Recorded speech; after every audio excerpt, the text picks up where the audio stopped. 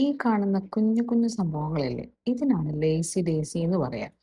അപ്പോൾ ഈ സംഭവങ്ങൾ വെച്ചിട്ട് നമുക്കൊന്നൊരു ബ്രേസ്ലെറ്റ് ഉണ്ടാക്കാം. അപ്പോൾ ആദ്യം തന്നെ എങ്ങനെയാണ് ഈ ലേസി ഡേസി ചെയ്യാന്നുള്ളത് നമുക്കൊന്ന് ബിഗ് ബീഡ്സിൽ കാണാം.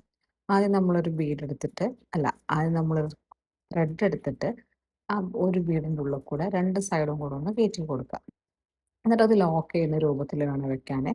അതിനുശേഷം രണ്ട് സൈഡിലും ത്രെഡ്സ് വരും. ആ ബീഡിന്റെ രണ്ട് സൈഡിലും ത്രെഡ്സ് വരും. അവിടെ രണ്ട് ബീഡ്സ് ആയിട്ട് ഇട്ട് കൊടുക്കുക. ഇപ്പം മൊത്തം 5 ബീഡ്സ് ആയി. പിന്നെ ഒരു ബീഡ് എടുത്തിട്ട് ഈ രണ്ട് നൂലും സെയിം വേയിലൂടെ തന്നെ ആ ബീഡിന്റെ ഉള്ളിൽ കൂടെ കോർത്തെടുക്കുക.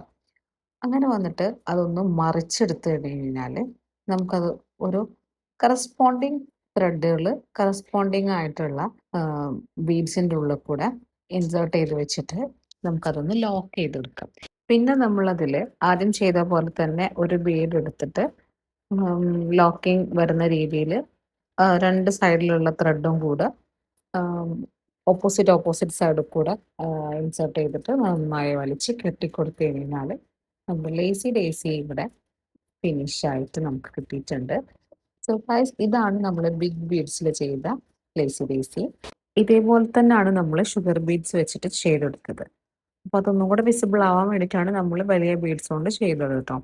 പിന്നെ ഇത് നമ്മൾ ജംറിംഗ് ഒക്കെ ചേർത്ത് ഒരു ചെയിനിൽ അറ്റാച്ച് ചെയ്ത് കൊടുത്തിട്ട് ഒരു ബ്രേസ്ലെറ്റ് മേക്ക് ചെയ്തിട്ടുണ്ട്, ഒരു ലോക്കൊക്കെ കൊടുത്തിട്ടുണ്ട്.